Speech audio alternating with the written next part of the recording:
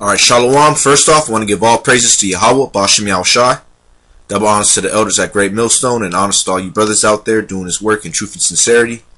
I'm your call. I'm out here in the San Francisco Bay Area camp. Just wanted to go into some edification on the destruction and the decline of America. I read this article yesterday. It really boosted my spirit.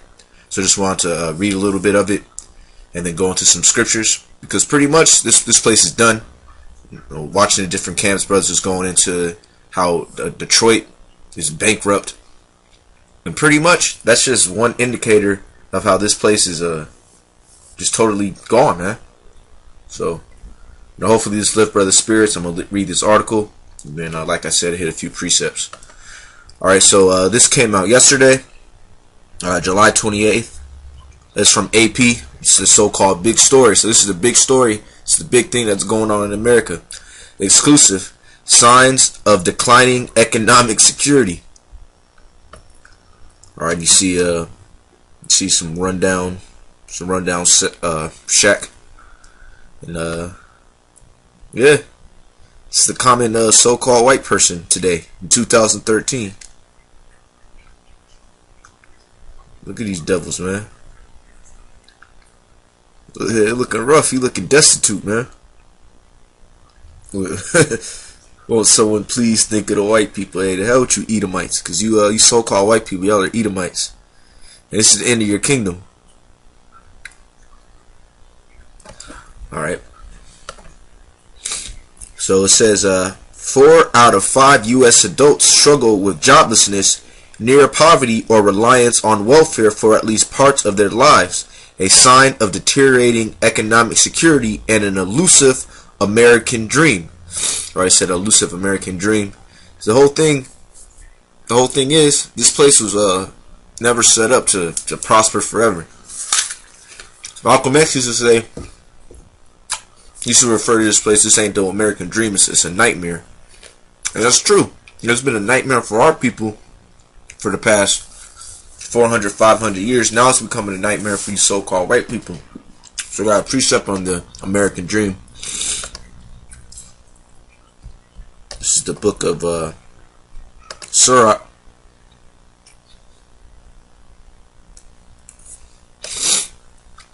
Go to chapter 34, verse 1. The hopes of a man void of understanding are vain and false, and dreams lift up fools. Yeah, so it says dreams lift up fools. So these people who are expecting the American dream, they were lifted up. They're fools, man, because this place ain't the kingdom of heaven. This place is in a rapid decline, yet you still see people, especially our people, walking around with the illusion that they're going to prosper in this place. They have dreams of doing great big things, which that's totally contrary to reality. This article is showcasing it. Alright, so it says survey data exclusive to the Associated Press points to an increasingly globalized U.S. economy. The widening gap between rich and poor. Yes, as increasingly globalized U.S. economy. Satan always does this. It says globalized U.S. economy because now they can shift jobs everywhere because they have increased markets. So if you so-called American citizens want to go on strike, they'll say, hey, the hell with you, and I'm going to El Salvador, or I'm going to Indonesia. Yep, so it says AP points to an increasingly globalized U.S. economy, the widening gap between rich and poor. Right, that's what that whole 99% versus the 1% thing was about. Or even these Edomites are acknowledging that. And the loss of good-paying manufacturing jobs as reason for the trend. Now, what should pop in your mind when you read this? The loss of good-paying manufacturing jobs. Detroit. All right. This is the Motor City, right? All types of manufacturing jobs. But that's been in decline for the past 20, 30 years. And it's completely manifested now with its bankruptcy, and the largest bankruptcy in the history of America in terms of the city. Before it was Stockton, which is out here about an hour north of where I'm at right now. Now it's Detroit. The findings come as President Barack Obama tries to renew his administration's emphasis on the economy, saying in recent speeches that the highest priority is to rebuild ladders of opportunity and reverse income inequality. As non-whites approach a numerical majority in the U.S., one question is how public programs to lift the disadvantaged should be best focused. On the affirmative action that historically has tried to eliminate the racial barriers seen as the major impediment to economic equality, or simply on improving socioeconomic status for all, regardless of race. See, so pretty much now all the things that our people, fought for, all these civil rights, which that was a bunch of BS anyways, all these different programs that pacified our people for a little while, now they're going to extend that to these so-called white people, man. Despite the fact that they've had every advantage imaginable in all aspects of this society. All right, hardship is particularly growing among whites. See, hardship is particularly growing amongst whites. You crackers like this, all right? Yeah, hardship is growing for you, goddamn devils, all right? And it's a beautiful thing.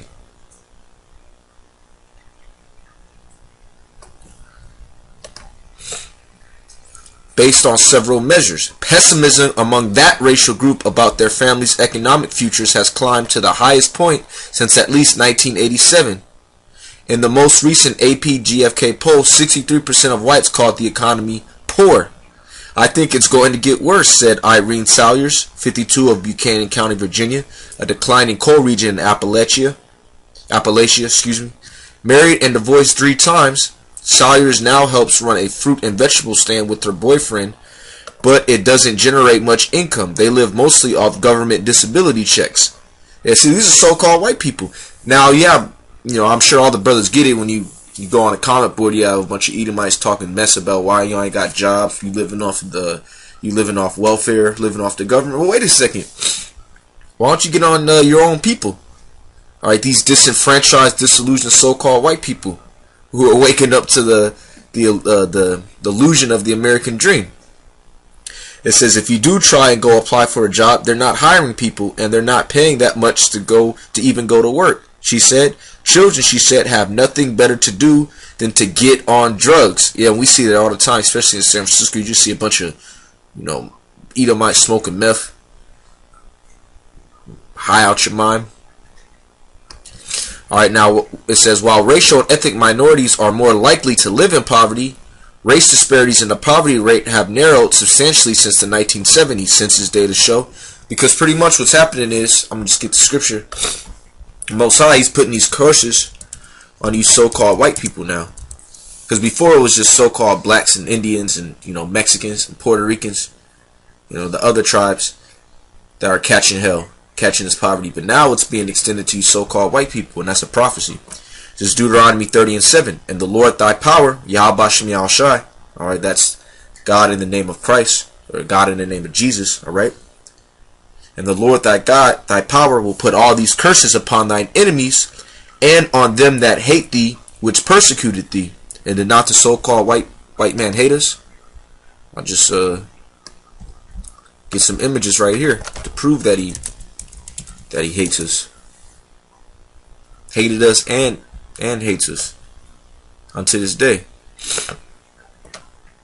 Just being sold, shackled up. You don't do this to anybody that you love. You do this to somebody that you hate. And yeah, General Yohana, we do hate so-called white people, alright?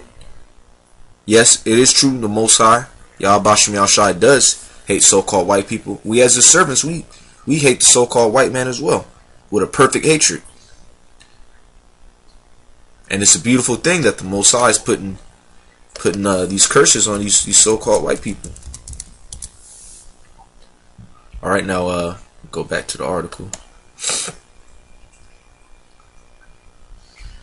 Economic insecurity among whites also is more pervasive than is shown in the government's poverty data, engulfing more than 76% of white adults by the time they turn 60, according to a new economic gauge being published next year by the Oxford University Press. The gauge defines economic insecurity as experiencing unemployment at some point in their working lives, or a year or more of reliance on government aid, such as food stamps or income below 150% of the poverty line. Measured across all races, the risk of economic insecurity rises to 79%. So that's 4 out of 5 people that are experiencing economic insecurity. So that's damn near all of you Babylonians. Alright, so it says marriage rates are in decline across all races, and the number of white mother-headed households living in poverty has risen to the level of black ones. Going back to the curses. Alright, that's a curse in Deuteronomy 28th chapter about the man leaving. Matter of fact, I'll just get it.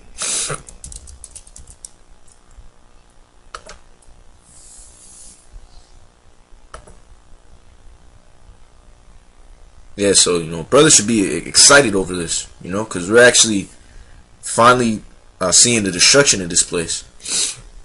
Incrementally. And like we always bring out, according to the scriptures, this place is ultimately going to be destroyed by nuclear missiles. Alright, it's Deuteronomy 28:54. So that the man that is tender among you and very delicate, his eyes shall be evil towards his brother, and towards the wife of his bosom, and towards the remnant of his children, which he shall leave. Right? So, going back here. Where's that at? Yep. And the number of white mother-headed households living in poverty has risen to the level of black ones. See? So it says it's time that America comes to understand that many of the nation's biggest disparities, from education and life expectancy to poverty, are increasingly due to economic class position, said William Julius Wilson, a Harvard professor who specializes in race and poverty, which this guy's a Jake. But see, he's going off because he's supposed to be concentrating on his people, man. To hell with these Edomites. Alright, death to them. He noted that despite continuing economic difficulties, minorities have more optimism about the future after Obama's election, while struggling whites do not. Which, Jake, the only optimism these so-called blacks, Hispanics, and Native Americans should have is that this place is going to be destroyed by nuclear missiles, and you're going to be ruling, alright, in the kingdom of heaven, which is going to be manifested here on earth. You're not supposed to have any optimism that this place is going to bounce back, or you're going to get a better position in America. Alright? There is the real possibility that white alienation will increase if steps are not taken to highlight and address inequality on a broad front. Hey, and alienation is increasing. That's why there's so much racial tension. Because these so-called white people, they're bitter at the fact that you're not living above us no more, man. Most High is bringing you down. And I'm gonna read a scripture before I go into this. We'll go to the book of Baruch.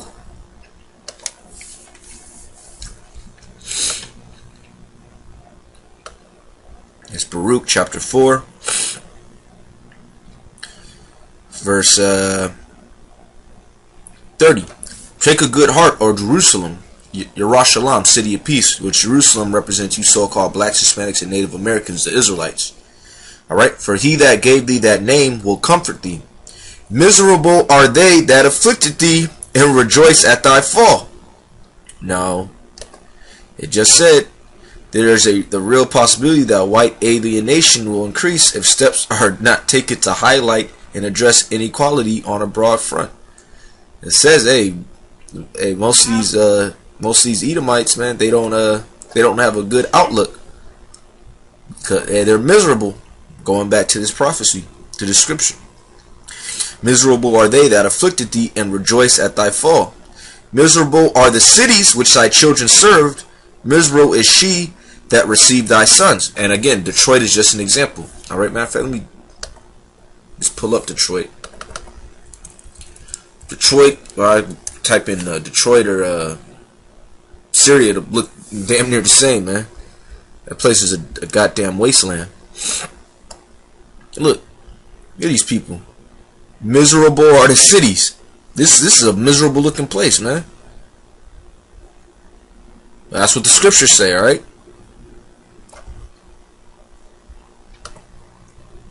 Verse 33, for as she rejoiced at thy ruin and was glad of thy fall, so shall she be grieved for her own desolation.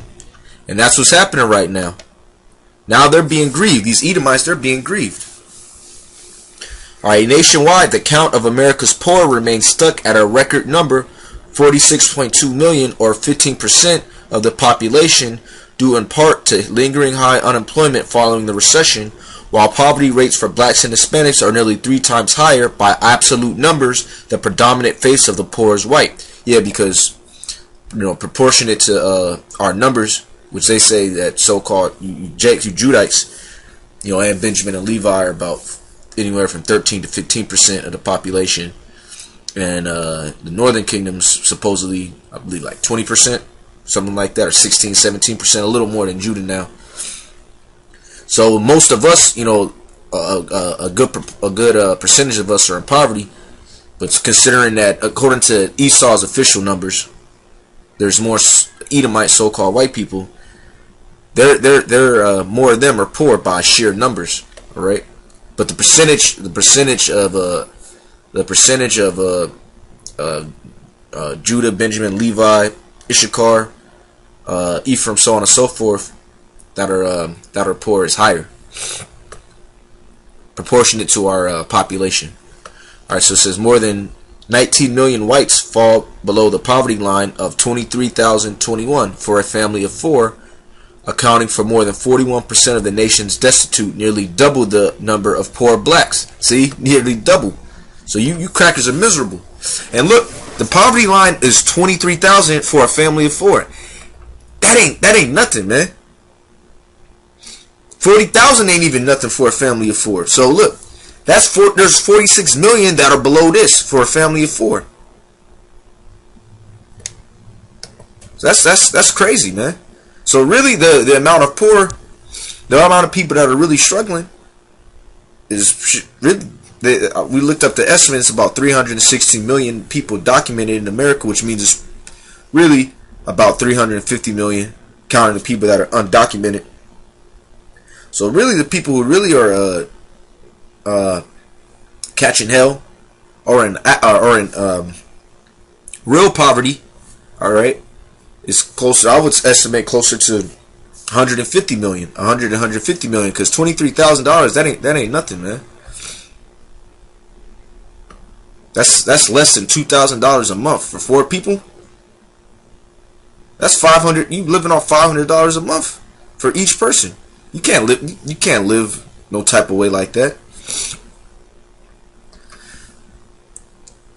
Or says sometimes termed the invisible poor by demographers, lower income whites generally are dispersed in suburbs as well as small rural towns, where more than 60% of the poor are white. Concentrated in Appalachia in the east, they are numerous in the industrial Midwest and spread across America's heartland from Missouri, Arkansas, and Oklahoma up to the Great Plains. Buchanan County in southwest Virginia is among the nation's most destitute based on median income, with poverty hovering at 24%.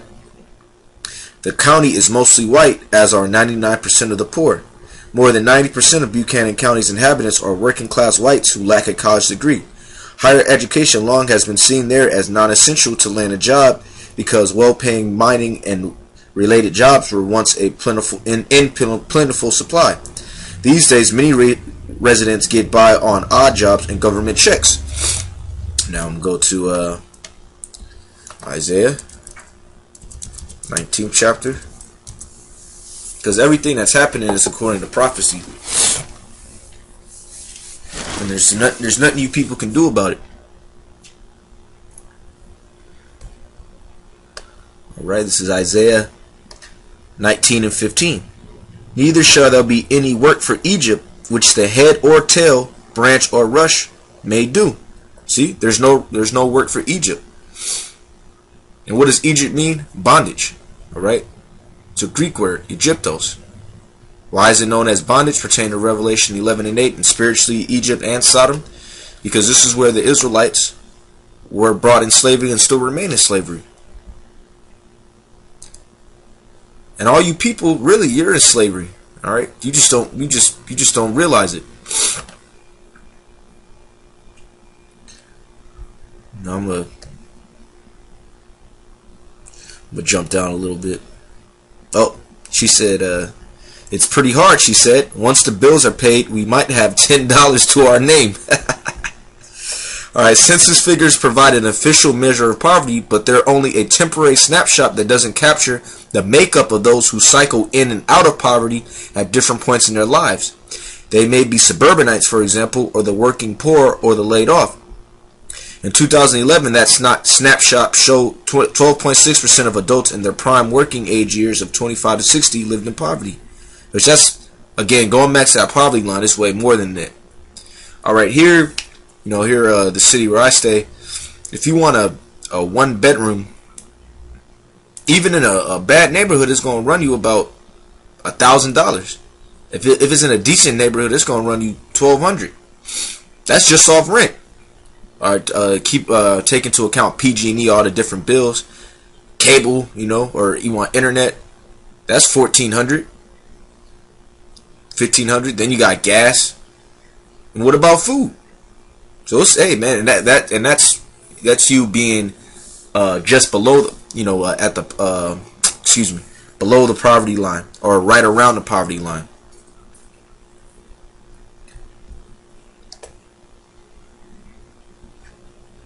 And that's for what? Almost 50 million people. But measured in terms of a person's lifetime risk, a much higher number, 4 in 10 adults, falls into poverty for at least a year of their lives. The risk of poverty also have been increasing in recent decades, particularly among people ages 35 to 55, coinciding with widening income inequality. For instance, people ages 35 to 45 had a 17% risk of encountering poverty during the 1969 to 89 time period.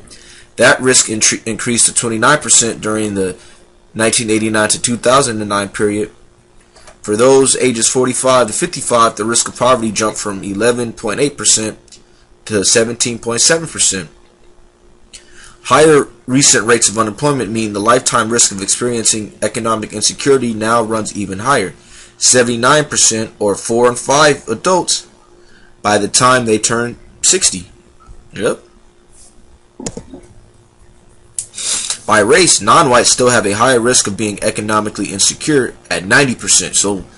So all people who are complacent in the society, you're sick, man.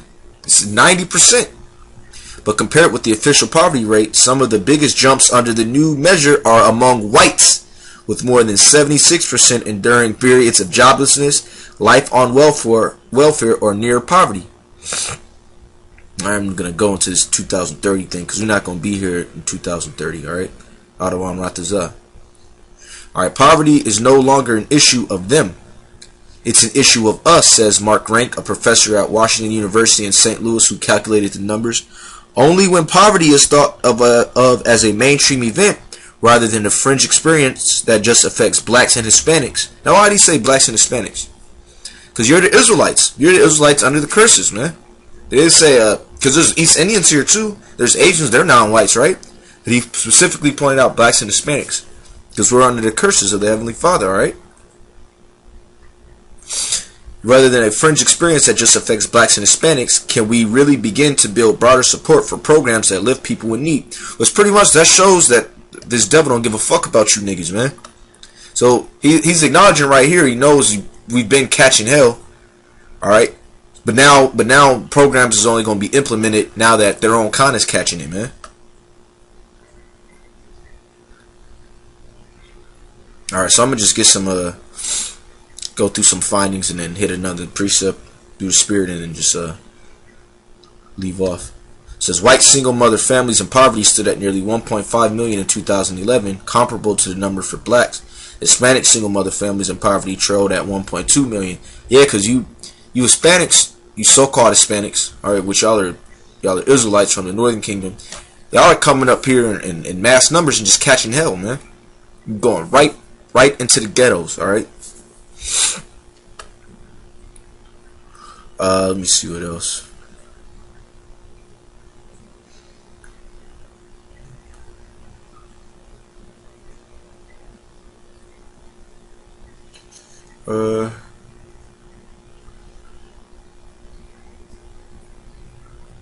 gonna just go. I'll start right here. Going back to the 1980s, never have whites been so pessimistic about their futures. According to the General Social Survey, a biannual survey conducted by NORC at the University of Chicago, just 45% say their family will have a good chance of improving their economic position based on the way things are in America. The divide is especially evident among those whites who self-identify as working class. 49% say they think their children will do better than them, compared with 67% of non-whites who consider themselves working class, even though the economic plight of minorities tend to be worse. Yep. So yeah, I'm going to just go to Ecclesiastes 12th chapter.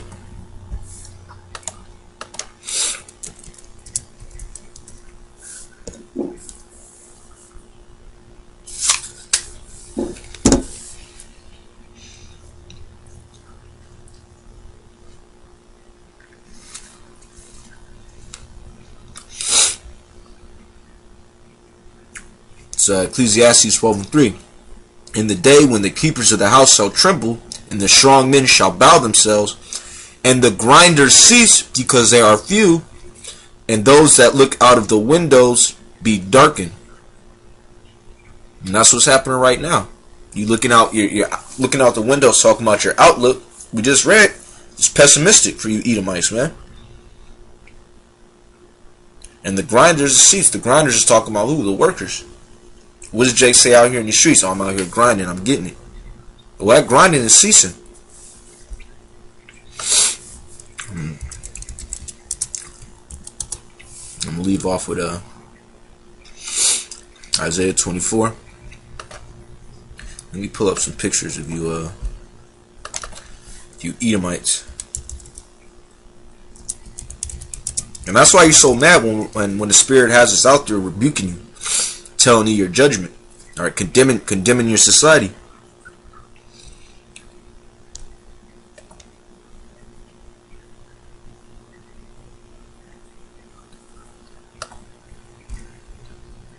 This is Isaiah 24:8. The mirth of tabret ceaseth, the noise of them that rejoice endeth, the joy of the harp ceaseth. That's what's happening, man. The noise of them that rejoice. Because even here, I stayed downtown in a big city, out here in the Bay Area. You don't see people rejoicing, man. Even these hoes out here and going out, you don't see going out being sluts and these niggas chasing them. You don't see that as much as you did, say, 7 years ago. People are catching hell, man. They shall not drink wine with a song. Strong drink shall be bitter to them that drink it. Yeah, that's talking about these clubs, because these clubs are about to be shut down too. Going in there having a good time, rejoicing. Nah, people, you're going to be drinking to just get your mind off of the hell that you catching, man. Alright, so it says the city of confusion is broken down. Every house is shut up that no man may come in. Again, Detroit. Everything's boarded up. And that's just one part of the city, because the city ultimately is America, and America's being broken down. There is a crying for wine in the streets. All joy is darkened. The mirth of the land is gone. Yep. So hey,